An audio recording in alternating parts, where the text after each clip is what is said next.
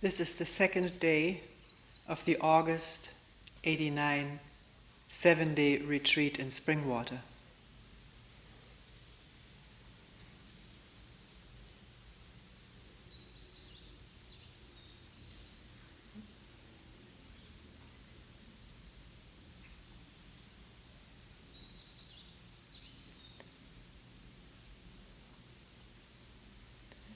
Several things have been brought up in meetings,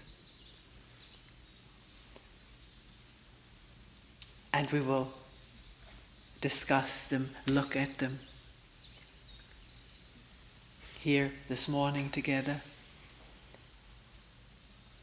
The way I put a question or a comment that has been brought up in a meeting is not a verbatim repetition of what was said. This is impossible for me to remember verbatim.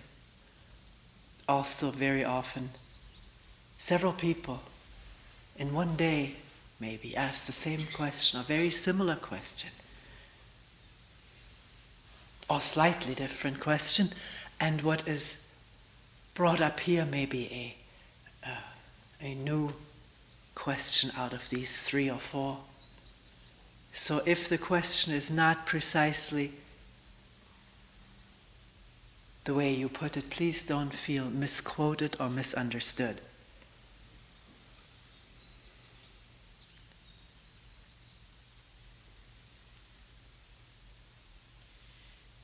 I think at the very beginning I want to bring up what came up in at least 2 meetings with different people.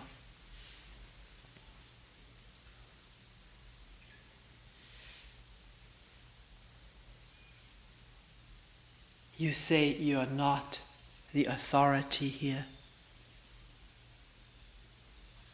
and yet you are the one who's giving the talk, who's holding meetings. As one person put it quite humorously, I don't even remember how you put it, a lineup of people going sort of like a factory into this room where the source sits.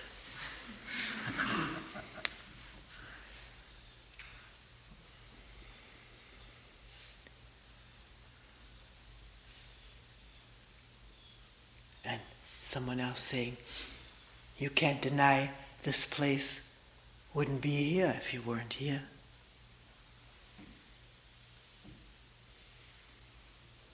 One person following on that thought, what will it be like if you're not here?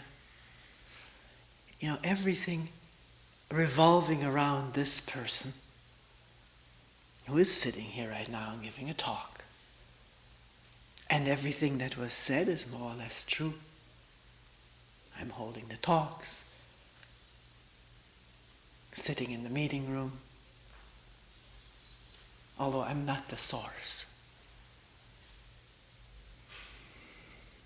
That's not true.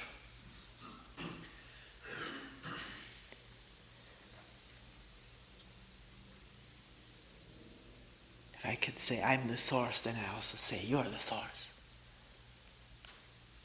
The source is not personal.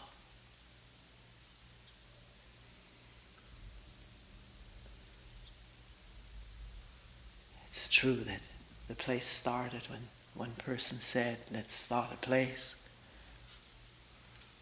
But what does all of that, even though it is so right now and it's operating, what does all of that have to do with seeing and coming in touch with our deep sorrow,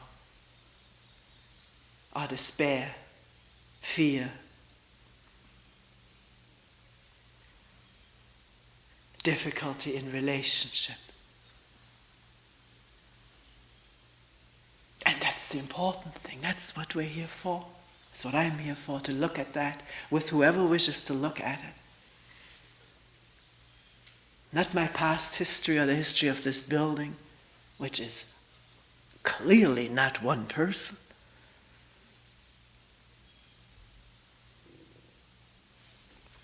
If one would follow all the life threads of all the people who came together to make this possible, it would be an amazing network going into the infinite past.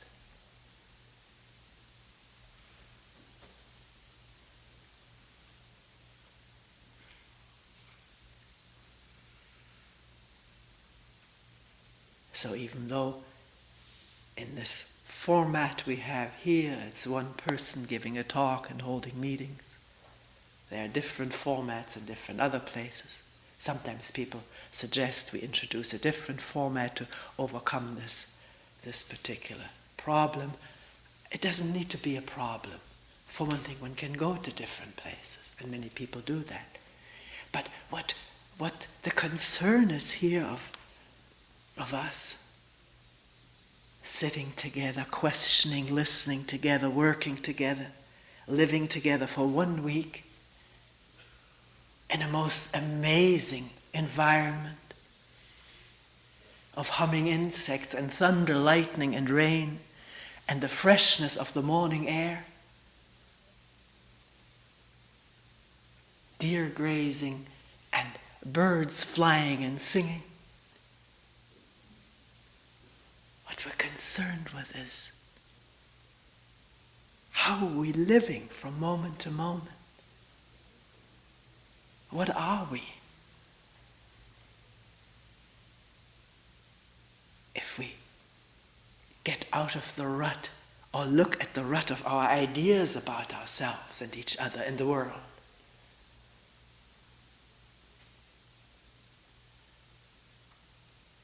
that's the important thing, not the person who is talking right now. Important is to look and listen together and alone and find out, discover the truth of this moment.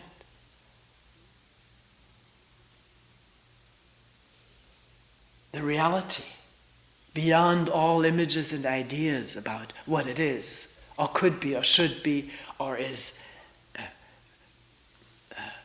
postulated to be by religious belief or scientific belief.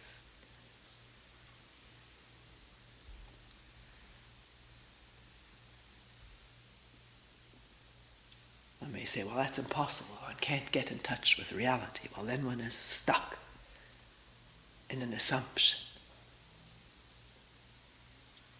Or one can say one needs an enlightened leader, teacher, guru to convey that to one. No one can convey truth to someone else. No one can see for someone else. We can listen together, but I can't listen for you. There can only be listening. And if we're not enraptured in the story and problem and condition of ourselves at this instant, but open to listen to whatever that is, then there are not 2, 3, or 40 listenings. There's only listening, which is not separate from this, whatever's going on, inside and out.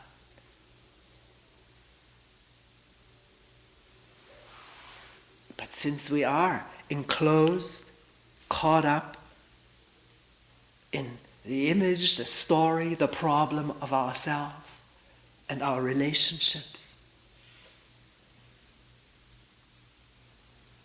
it's helpful when somebody points to these problems.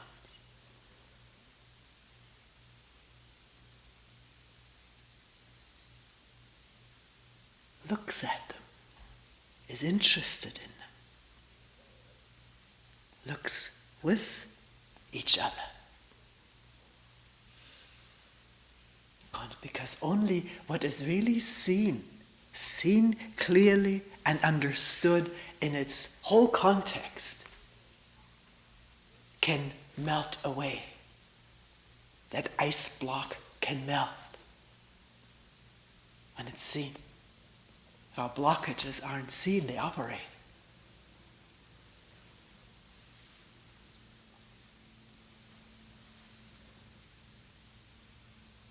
So who it is that is doing the talking, the pointing out, the meeting, is relatively unimportant. But the seeing is of utmost importance.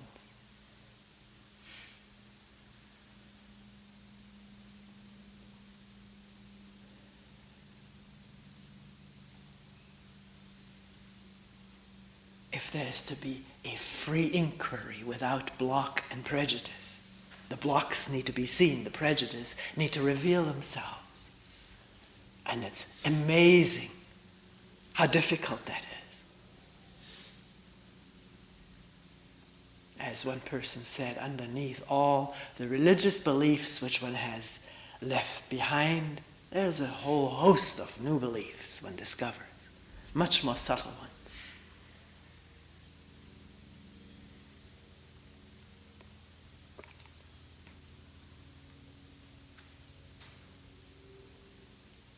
Although one can't be so sure that one has left one's religious beliefs behind because they operate very deeply. Feeling of being sinful, having sinned, transgressed against some invisible authority. That the earlier one has been taught and indoctrinated with that, the deeper it sits and operates, even if surface paraphernalia can be left behind.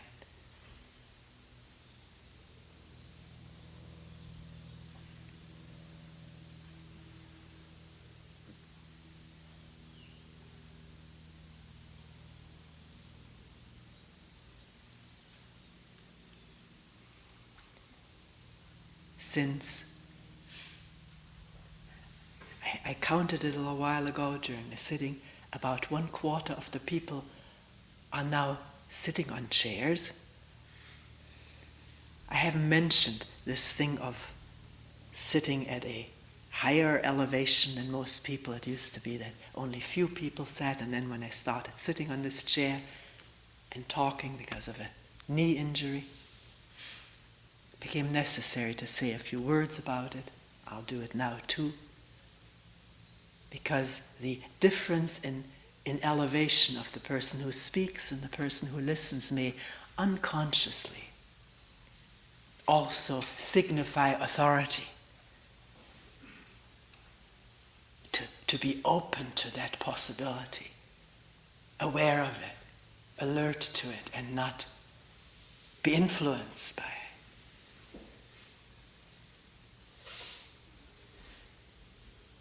It's what's out in the light and air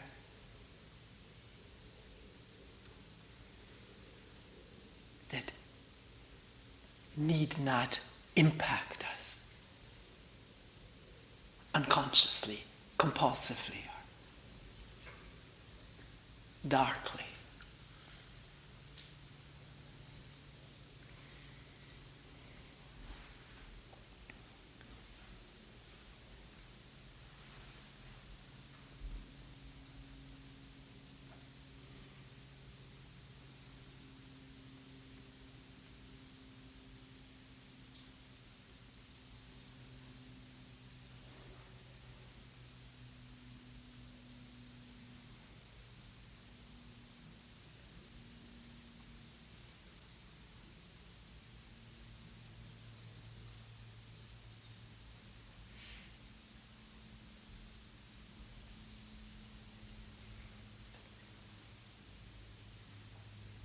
The question always comes up,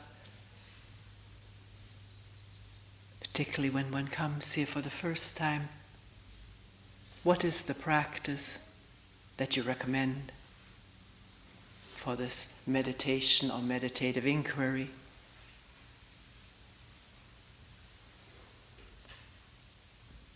And the answer is, there is no practice to be recommended. And then as one begins to experiment with this, as one person put it, if I don't follow my breath, I'm lost.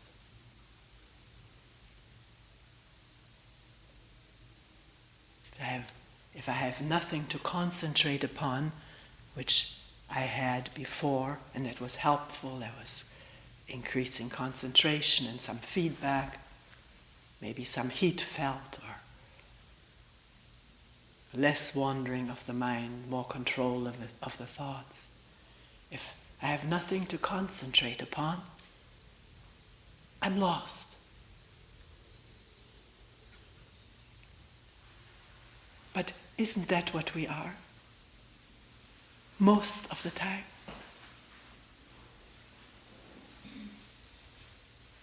If we begin to quietly listen and look, quietly be aware of what's going on in this mind and body, without a handle,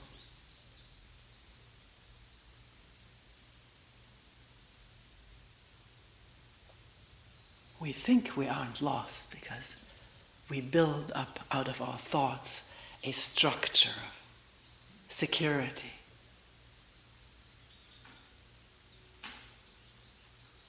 A structure to which we can belong, in which we can invest, with which we can identify. The structure of our own images, ideas about ourselves, and the structure of groups, professional or ideological, religious, social, that we can hold on to so that we don't ever feel that we're lost.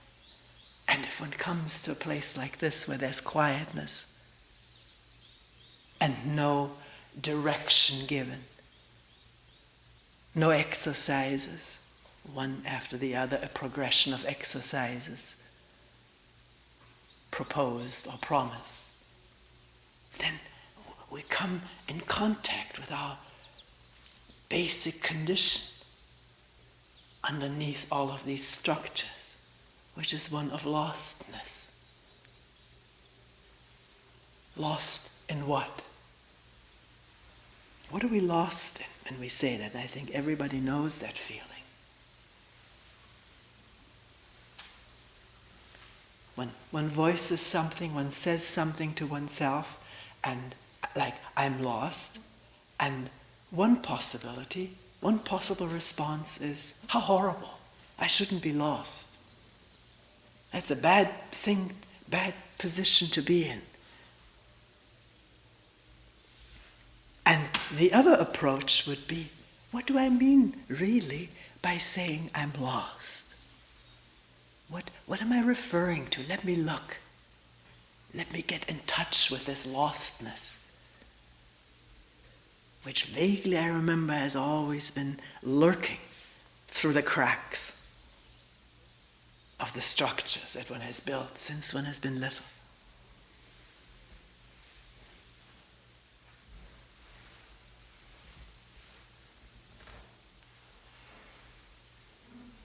Because the first answer that's usually given is, I'm lost in thoughts.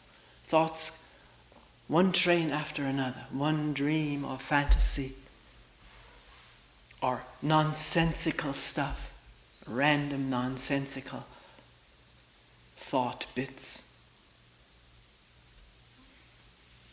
which don't do me any good.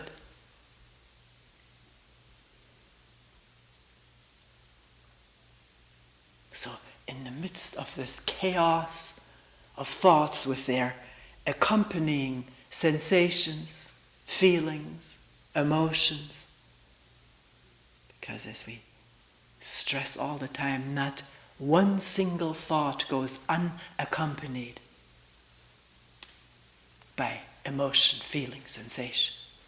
And to just even catch that link of thought and emotion, that association, is a very important discovery.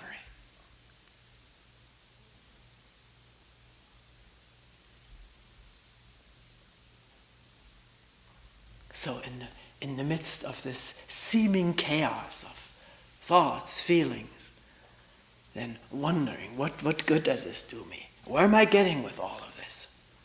These questions, which of course also have their physical reverberation. Anxiety, maybe resentment that one is not taken care of properly.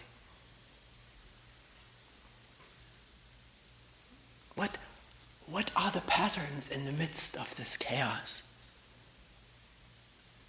Because there are patterns. There's a new science emerging. The science of chaos.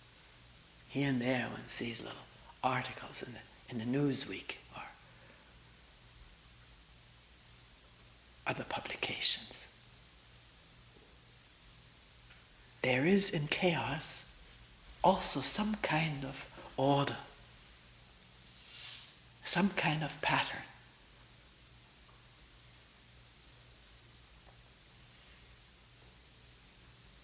And in what is the seeming chaos of thoughts, emotions, feelings, lostness, anger or resentment, anxiety,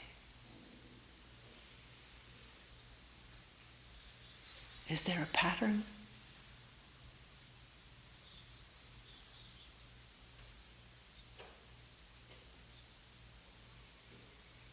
Is there something that keeps recurring?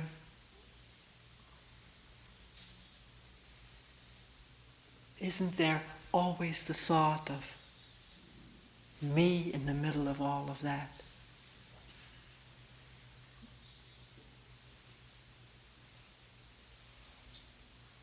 My past, my future,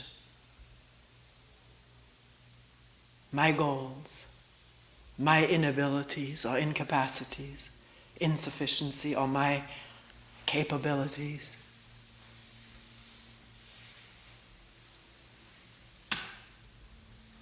My needs, my ways. What will happen to me? Or what is happening to me? Can one listen to all of that sensitively? Not trying to make order out of chaos, but to listen to the chaos. Not step out of it or forget all about it by attaching thought to a practice, by concentrating on a mantra or following the breath for fear of losing it. It can't be lost. Of course, if we die, it's gone. But other than that, even in a coma, the breathing goes on. Can't get lost. So in listening to the totality of what's happening, there's also the breathing. There's also a heart beating. One may find as one watches carefully over the minutes, hours, days, or weeks, that with certain thoughts go certain tensions in the shoulder, or back, or heart, or head. And with these pains go new thoughts, which are ever-recurring thoughts. How can I get rid of this? I don't like that. I wish it would go away. Others don't have this trouble.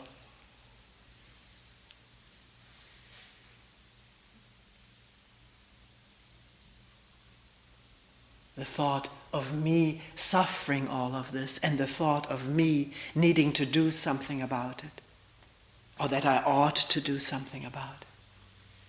And these thoughts, I ought to do something about it, I should get rid of it, reinforcing this idea that there is some entity there that is suffering it and can do something about it. One cannot assume, even though we do until we begin to look at this, one cannot assume that there is such an entity. But one can see that there are plenty of thoughts that evoke the conviction that there is such an entity. Whether there is or not needs to be researched, tested, inquired into.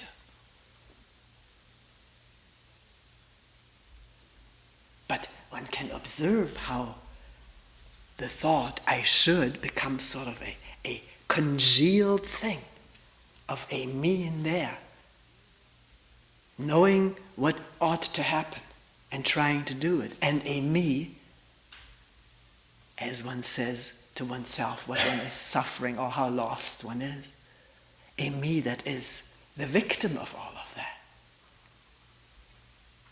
But where are all of these entities other than in our thoughts? And we're not saying they're only in our thoughts. The thoughts certainly get this whole body involved, including our deepest gut feelings, are also connected, associated with thoughts. Don't take my word for it, don't believe it or accept it, but can you make it your own inquiry into this mind and body of me and you and my problems and our problems, which is how human beings with brains operate. North, south, east, west. It makes no difference where one is born, under a hot climate or in the Arctic, today or 1,000 years ago. It's the same brain, the same mechanisms, the same capacity to build images about the world and oneself and the others, and to react and respond to the images rather than to the real person, this moment, to the real thing.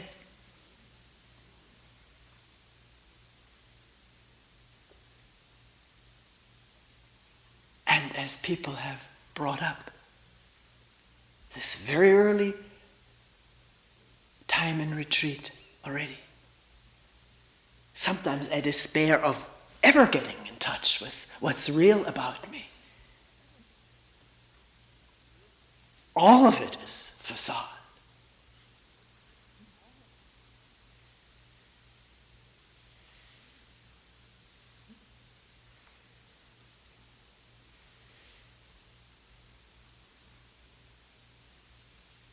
Or I despair of ever finding the tool to get in touch with what's real about me and you and everything around me.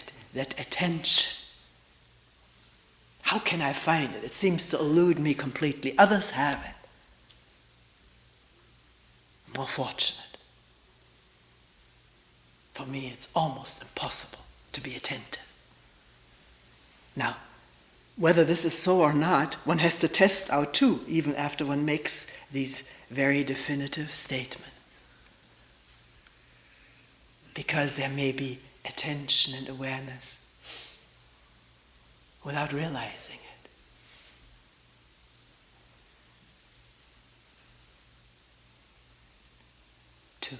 To listen right this moment and the sound of it. Whatever it is. It's not difficult, is it? To hear it. It's there. Can't imitate it.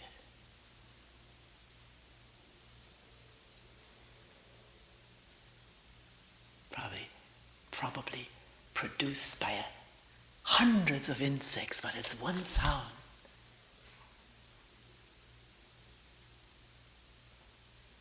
And the listening need not be separate from it. Listen.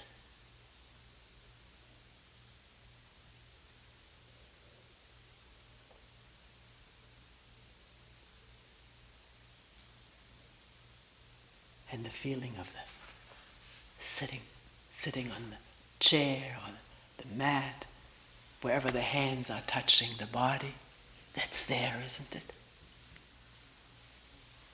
Sound of a body moving.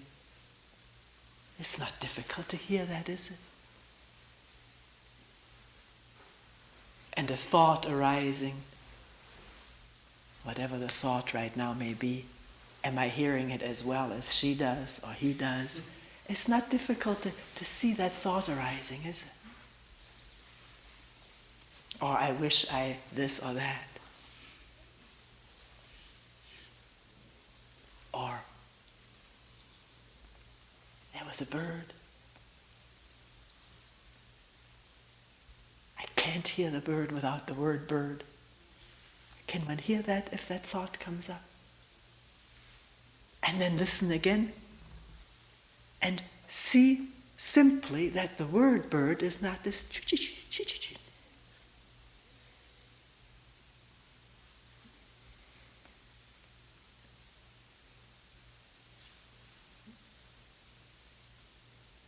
As one walks over the wooden floor, to feel the feet touching the floor, maybe creaking at times, to see the change of light walking from this room into the next room. There are glimpses of attention for all of us at all times. But what happens so quickly is labeling it, reacting to it, comparing it to the way one attended last retreat or the way one thinks other people are attending. And as that happens, the labeling, the reaction, the comparison, can that be seen and heard as it happens for a moment, once a day.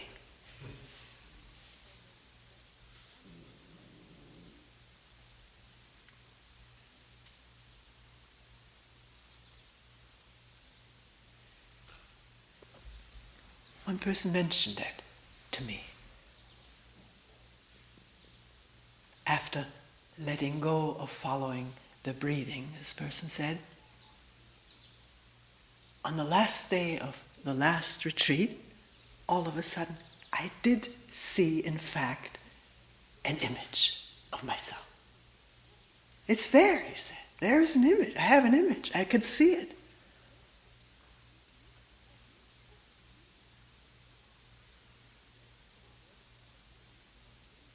And now I can hear voices that say, you shouldn't have images.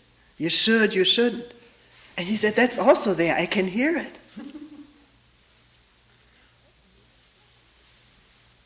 These are not just words that come out of somebody to be followed or noted and believed or that one reads in books. It's something that is happening.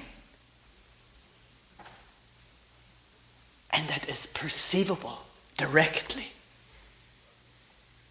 as the amazing and wondrous thing. And it doesn't happen very easily if the mind is concentrated and focused on a practice. Sometimes people ask me, is it a hindrance, a particular obstacle if one has a certain outlook, worldview, psychological? One is a therapist and is all involved in psychological explanation. Some people ask, is it a big hindrance if one is deeply involved in mathematics or physics, or in studying for a law bar exam?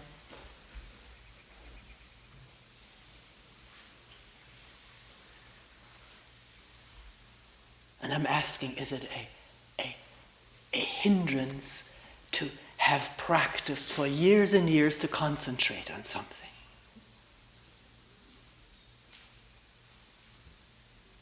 And having become quite good at it can be a tremendous hindrance to openly inspect this mind, because the mind has been trained to close and concentrate and avoid distractions, not pay attention to the chaos.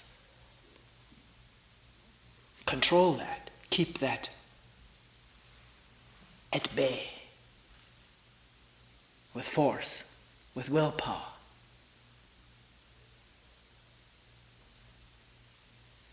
But no matter what our hindrances are, and we all have plenty of them, how a moment of awareness or attention arises, no one can explain. No one ever has explained. It is called causeless, unconditioned.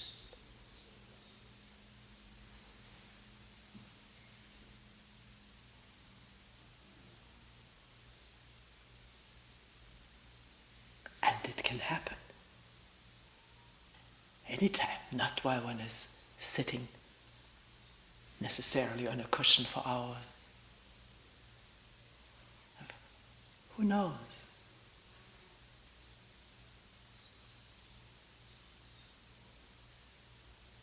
I think the odds are favorable if one is interested in this whole thing.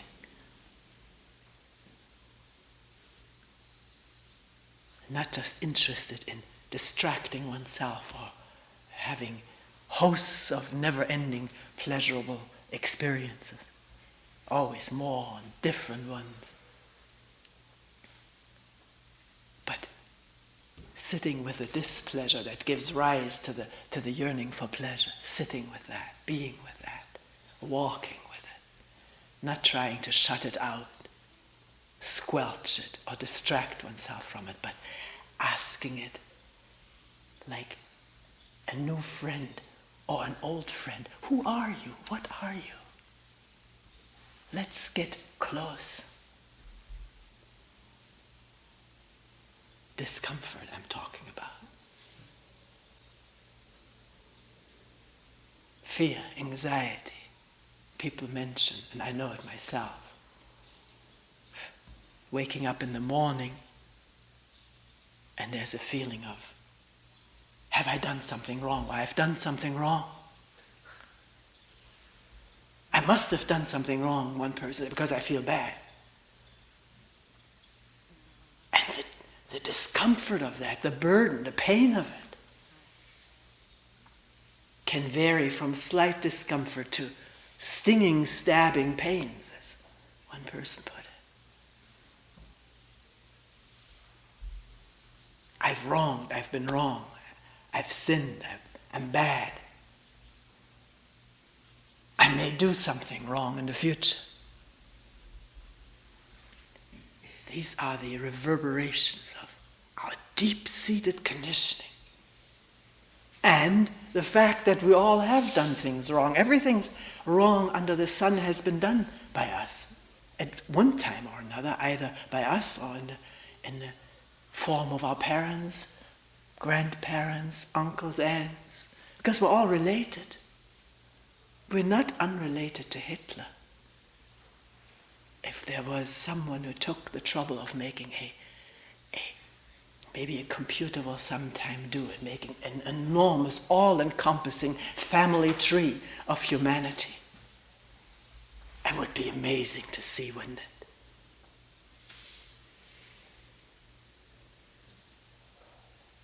Because there was a time when we were not. When our more distant ancestors were around. Animals, plants. A few little mammals, sort of just tiny little things creeping under the toes of the dinosaurs.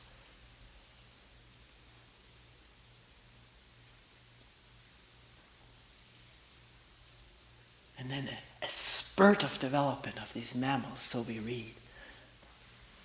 It's the latest idea when dinosaurs were extinct, then there was this high spurt of growth, evolution in the mammals.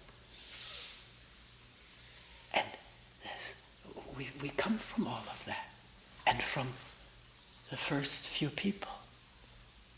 Maybe they were extinct, but some of their relatives made it. So we are completely interrelated, evolution-wise, the evolution of this brain, this nervous system. Memory, which is the brain. Perception.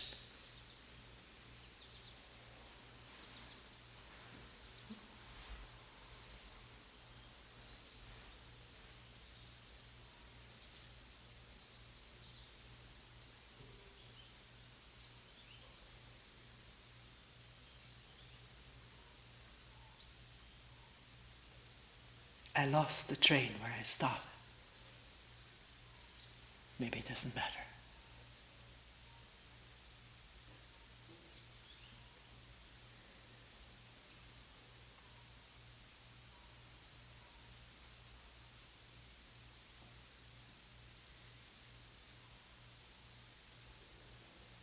At this moment, there is nothing.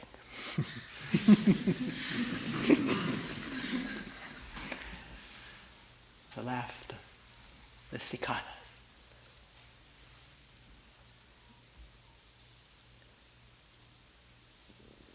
Yeah, we were talking about waking up and feeling I've done something wrong.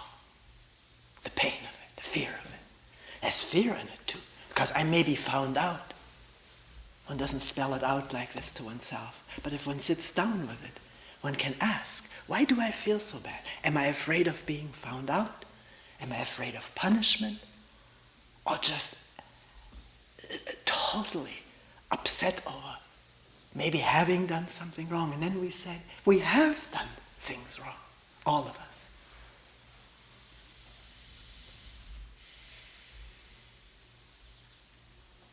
Potentially or actually. And wrong here, we're not using the word, or let's not use it judgmentally. Let's rather see what we mean by wrong. This very interesting book I read here during this past vacation is a 3-day seminar held by David Bohm. And the name of this little booklet is Unfolding Meaning.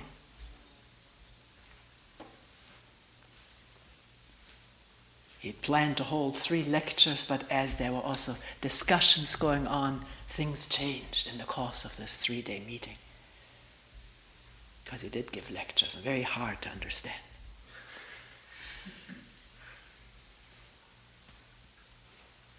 But one thing that was brought up and known by several of the people who were there, that the word sin in the Bible,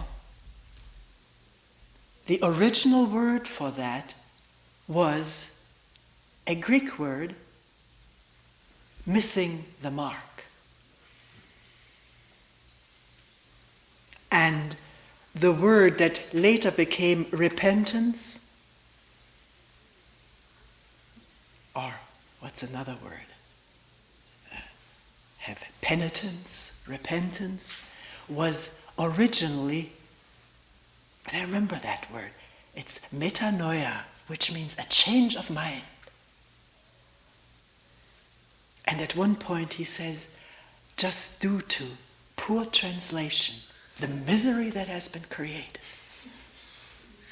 in our minds over thousands of years, how much more light to talk about missing the mark, and what needs to be done is to see it so the mind can change. Doesn't need to miss the mark again because it sees how it missed the mark.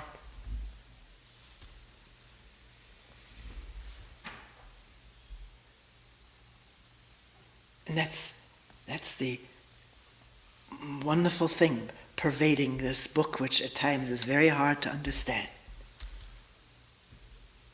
Getting off of this thing of right and wrong, sin and wrongdoing, and looking at where does thought miss the mark, thinking that what it represents is reality, is the truth.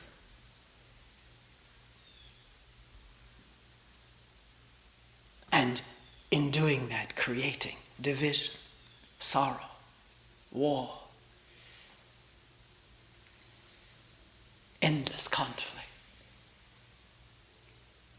And what to do about it is not repentance, confessing one's guilt for one's evil doing, but seeing how thought misses the mark now, how images are formed and haze over or distort perception of you right now. If I think of what you did to me years ago, how can I see you clearly now? I will see you in terms of what you did to me years ago. And that's not you now.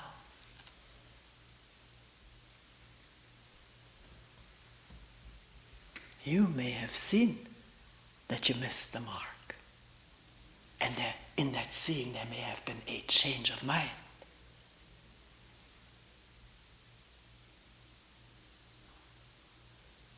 So can we approach each other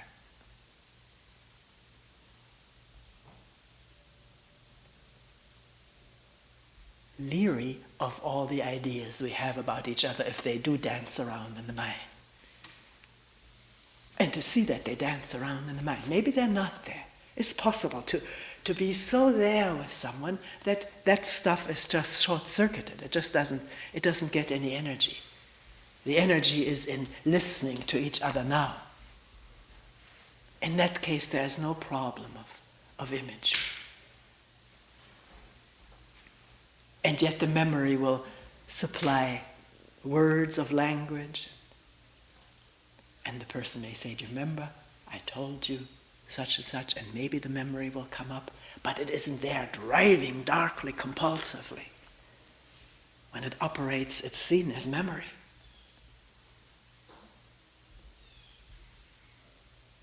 In this moment of listening to each other with interest and affection. Because we're all of one family, stricken with the same problems of a brain that's overdoing it.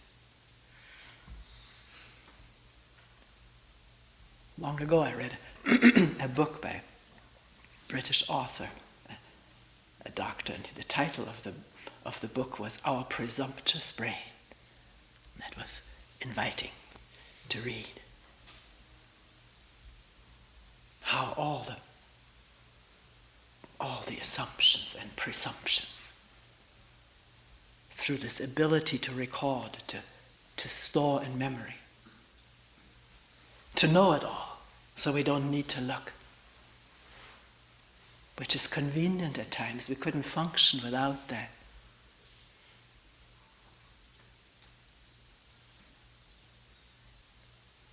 If the memory is diseased, then we are in serious difficulty.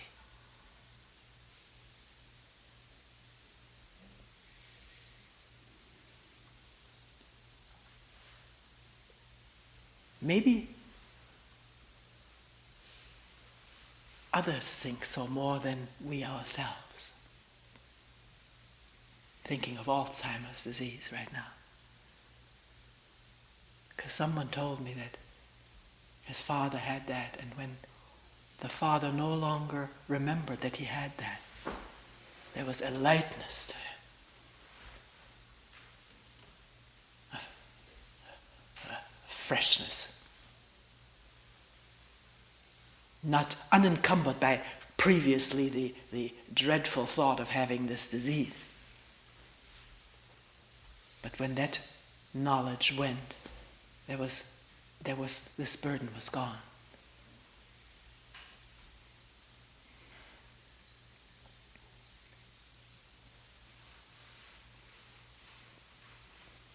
So starting from the chaos of this moment of not having a practice and observing,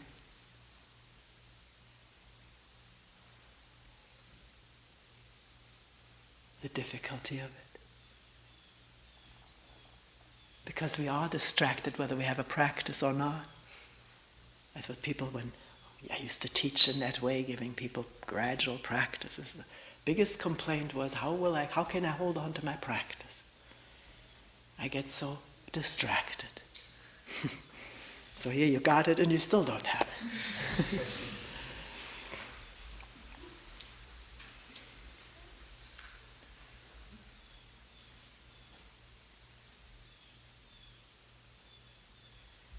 People will say, well, what do I go back to when I wake up from a dream? Well, what's there? Beep, beep, beep.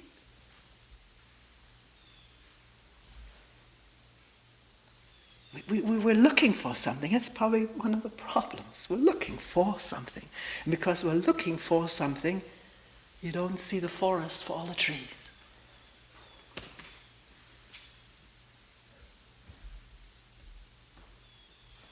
So again, it's the idea of something that should be there when I come to.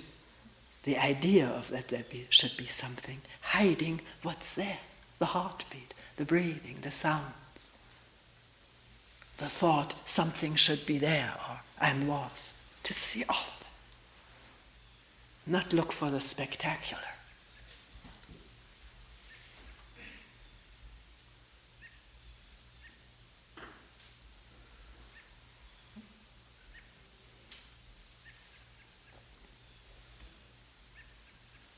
It's interesting, the word spectacular also has seeing in it, doesn't it?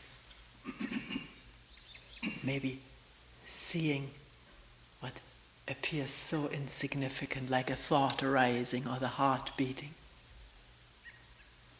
a bird singing, or the sound of insects. Is that the spectacular?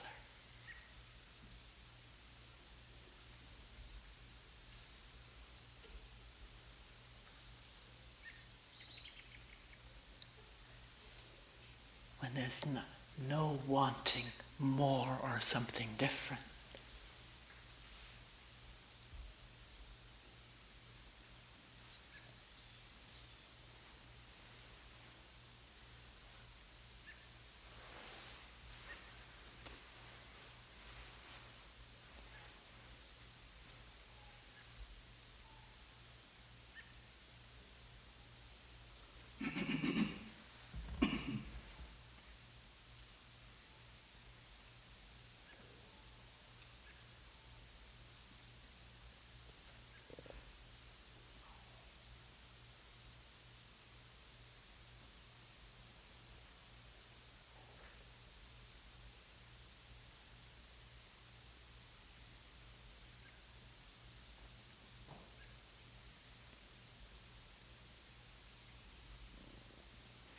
We will end here for today.